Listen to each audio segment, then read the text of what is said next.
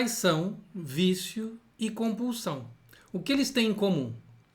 Essa foi uma proposta que eu percebi num vídeo de uma terapeuta e que eu queria abordar melhor com você para a gente tornar isso um pouquinho mais científico e mais detalhado, além de um bate-papo de podcast, para que você tenha mais informações e mais detalhes, tá bom? Então me acompanhe, eu acho que é um assunto que pode te interessar. Se você quiser conhecer melhor meu trabalho, esse é o site do Ciência Meditativa. Aqui a gente tem o Guia Zen da Ansiedade e Depressão para Alta Performance. É um guia introdutório sobre o tema que pode ajudar as pessoas. Quer fazer terapia comigo? Clica aqui, vai ter todos os detalhes para o acompanhamento que a gente tem de casais, para o acompanhamento que nós temos de atletas executivos. Você quer entender melhor o aspecto do desenvolvimento da mente, o uso da meditação, entender um pouco da história do budismo, mindfulness. Nós temos uma plataforma com todos os cursos prontos, um pagamento todos os cursos. Quer saber mais sobre a minha vida, biografia, meu currículo? Você clica aqui, vai ter esses detalhes. Está com alguma dúvida, não ficou claro? Clica aqui e tem o Zap, tá bom? A Central de Performance. Você vai poder entrar no grupo de WhatsApp ou Telegram, o que você preferir, e você vai receber descontos em produtos de marcas de qualidade, como Adidas ou Atlética Nutrition na parte de suplementos. A Central de Performance, eu deixo algumas ferramentas disponíveis para você. A Rede Substack, alguns artigos que eu deixo disponível para você ler sobre esses temas e o seu desenvolvimento. E a Zen News, alguns slides de algumas das apresentações, eu deixo também ali disponível para você, tá bom?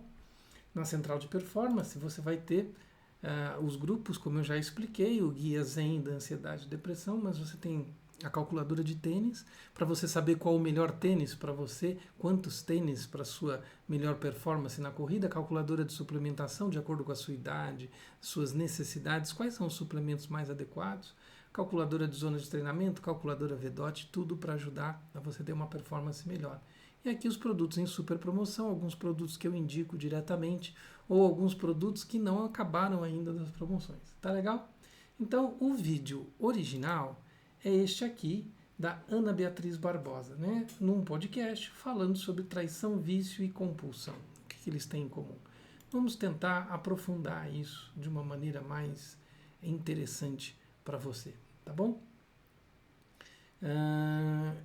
Aqui você tem, né, tentando quebrar esse ciclo da traição, mas é preciso entender o que é essa traição e como ela é composta. Então vamos a uma introdução sobre esse tema. Aqui, a primeira coisa, a ideia de gaslighting e padrão de traição. A gente está misturando termos, ela faz essa mistura lá e são coisas distintas, tá? Então, o termo gaslight vem de um filme da Ingrid Bergman, que faz este filme, uma esposa que ela está sendo roubada pelo marido, aí o filme chama Gaslight, que tenta roubar joias de herança dela e tenta fazê-la de louca para interná-la e ficar com o dinheiro dela. Então ele vai desmentindo ela em fatos reais. A ideia do gaslight é que ele, escondido, ia ao sótão e acendia a luz, e o sistema era a gás de iluminação, e fraquejava a luz do quarto dela. E ela dizia, a luz está fraquejando, e ele dizia, não, é coisa da sua cabeça. Então várias situações ele vai fazer.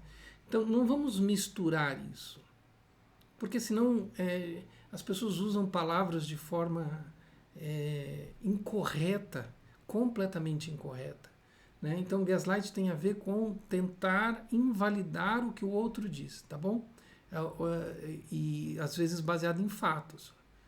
Hoje a minha blusa é preta, aí a pessoa fala, não, é verde, entendeu? E essa é a ideia.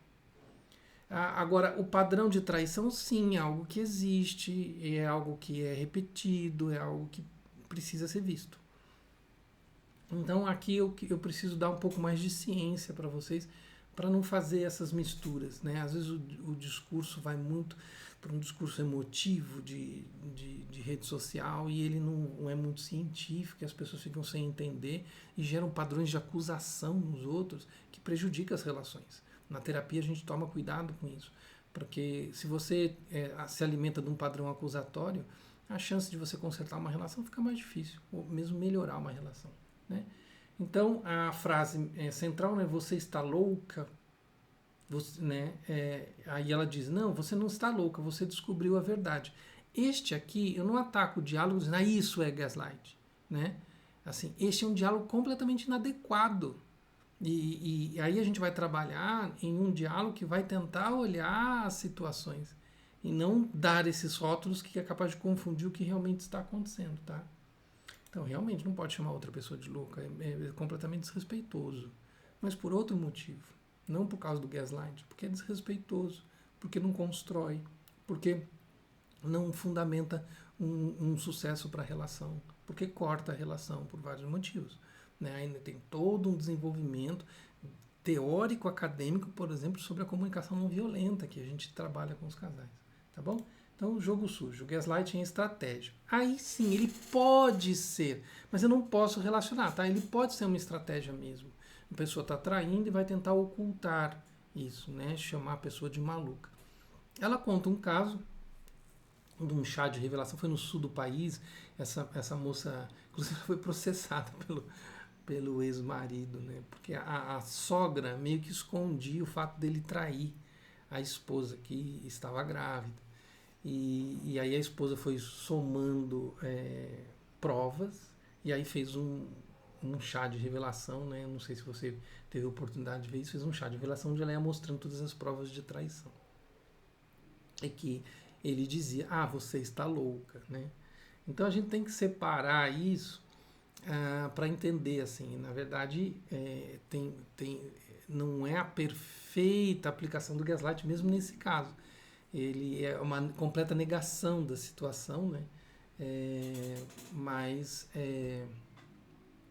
existe sim completa falta de respeito, desonestidade, desestrutura da relação que estava ali acontecendo, né? E parece que há muito tempo. Mito da verdade. Então aqui, ó. Aí tem a questão na cultura brasileira, a romantização do mulherengo. E sim, isso vem de uma sociedade machista, patriarcal, que acaba valorizando esse tipo de processo. Esse é um fato que a gente tem que ver e que estrutura as formas de lidar com essa problemática, né? Então, aqui diz, né, esse é um transtorno de impulso sexual que afeta entre 3 a 6% da população. A ideia de ser mulherengo e conquistador e dizer que é um transtorno de impulso sexual também é uma falsa ciência. Transtornos sexuais precisam de mais dados. Se você vai no manual de transtornos mentais para dizer que é um transtorno de impulso sexual, tem várias outras características, tá? Então também é uma afirmação que merece ser mais cuidadosa. E nós temos um forte influência cultural nisso, né? De promover uma noção de falta de responsabilidade ou de não respeito, né, ao parceiro e coisas do tipo assim, tá bom? A compulsão e vazio interno. Aí sim, a compulsão sexual não é amor, é desejo genuíno, mas uma tentativa de preencher um vazio interno. Aqui é bem válido, essa argumentação é muito válida. Por quê? Por que ela é muito válida? Porque o vazio interno, a falta de aprender a fazer conexão, a falta de aprender a fazer relacionamento. Aí vai achar o relacionamento ruim. Mas é porque não sabe fazer relacionamento.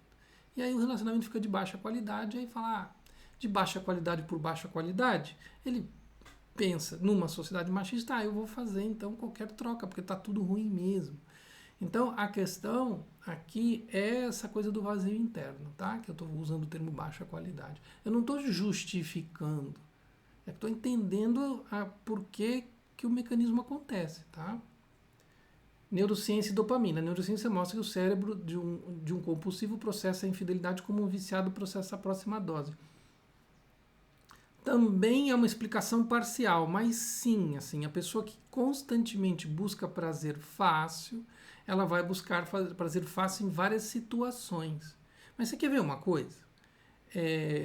A pessoa que busca soluções psiquiátricas só através de remédios, sem acompanhamento terapêutico, ela também está buscando uma solução fácil. Então, ela tem alguns vícios e busca uma solução psiquiátrica, ela está trocando de vício. Percebe? E tem situações que precisa de uma solução psiquiátrica. Então, o argumento tem que ser visto com cuidado. Mas, sim, também temos que pensar que isso também é uma coisa de perfil psicológico. Se você quiser saber mais sobre isso, tem um livro que fala sobre o teste do marshmallow, que mostra isso. A pessoa que resiste mais, que sabe se controlar mais as situações de prazer fácil, ela também faz isso nos seus processos de decisão e acaba, por ter mais esse controle, tomando decisões melhores. Então tem muito a ver com isso, que seria um controle, né, mais preciso sobre a escolha de dopamina. Tá? Impacto psicológico. Essa compulsão destrói relacionamentos e causa sofrimento. Sim, é verdade. O término de uma relação pode causar danos terríveis, assim, em alguns casos até irrecuperáveis. Parou de trair, o vício mudou de endereço? Então, também é uma abordagem muito superficial. É preciso tratamento psicológico profundo. Isso é vero, isso é verdade. Sem acompanhamento, porque o ponto principal é que isso aqui vale para qualquer terapia, que é a seguinte: mudança não é fácil. Mudança não é simples. As pessoas falam, passou o ano novo, eu mudei. Não, é complicado estruturar hábitos, se acostumar, deixar os hábitos fazerem parte do seu sistema neural. Agora, dizer que toda pessoa que diz que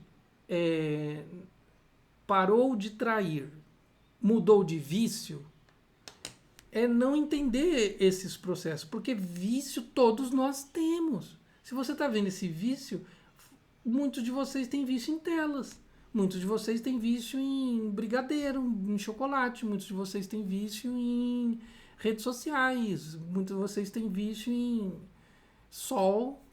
Eu, por exemplo, que sou agora um maratonista, eu tenho vício em corrida. Então a gente tem vários vícios.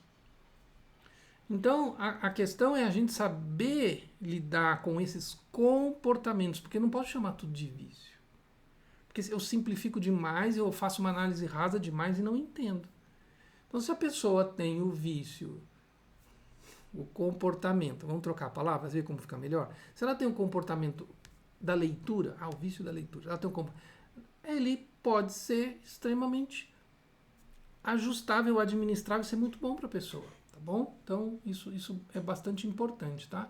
Mas dizer que toda pessoa que teve uma relação que poderia ser muito ruim, que teve uma traição, ela vai cair no jogo, no álcool, em compras e pornografia, é complicado, entende? Então, sofrer familiar é mais fácil que ser feliz, né? O que é isso? Padrões de infância. O cérebro humano é programado para repetir padrões estabelecidos desde a infância. Então, diz que o ambiente familiar favorece. Mas eu não gosto muito de simplificar dessa maneira em termos de hereditariedade. A maneira de pensar é muito hereditária. A forma como a gente busca soluções é muito hereditária. Você busca muitas soluções com base no jeito que seu pai, que sua mãe também tomam decisões. Então, dizer assim, isso é hereditário, está muito mais relacionado a modelos mentais que sim, a gente enxerga o mundo de acordo com as pessoas que nos ensinaram a ver o mundo. Né? E para evoluir esse enxergar do mundo precisa de trabalho, precisa de diálogo, precisa de terapia, precisa de conversa, precisa de ampliação de percepção. Né? Então, a neuroplasticidade. Os estudos de neuroplasticidade mostram que padrões comportamentais estabelecidos na infância criam vias neurais dominantes que são 4 vezes mais fortes. Isso é verdade.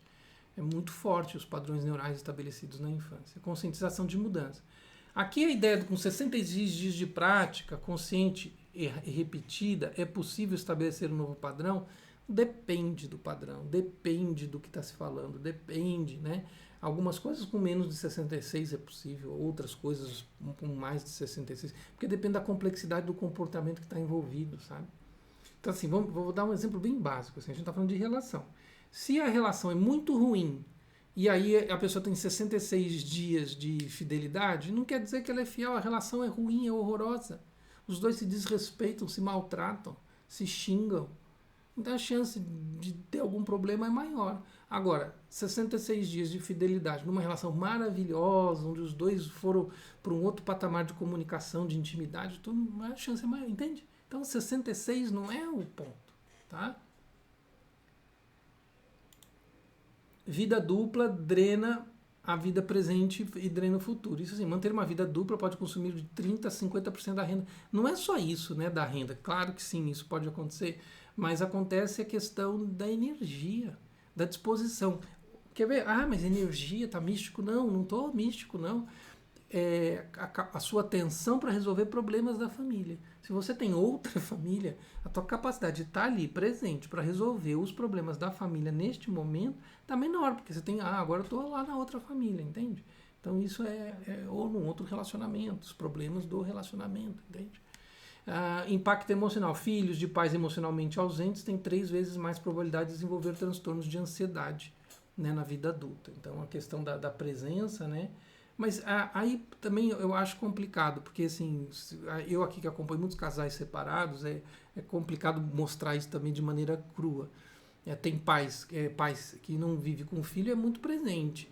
Então, o ponto principal dessa coisa da presença, eu vou dizer para você não ficar, é a segurança. Se esse pai, que mesmo não está muito presente ali com o filho, se ele dá segurança para o filho. Porque o que gera ansiedade é a falta de segurança. Mas se, mesmo não tão presente, ele é um transmissor de segurança, essa pessoa tem muito pouca chance de estar desenvolvendo os processos de ansiedade. Tá?